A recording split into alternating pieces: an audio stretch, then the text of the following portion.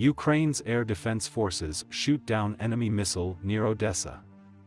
On March 24, Russian ships fired artillery shells towards Odessa, but the shells fell into the sea.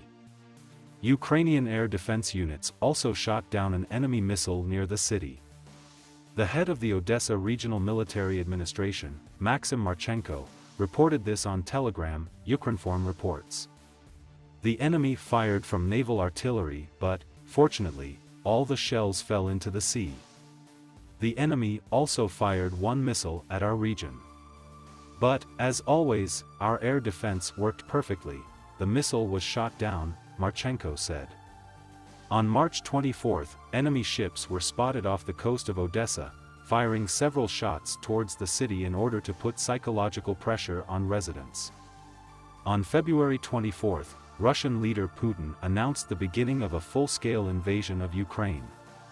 Russian troops have been shelling and destroying key infrastructure, residential neighborhoods of Ukrainian cities and villages using artillery, multiple rocket launchers and ballistic missiles.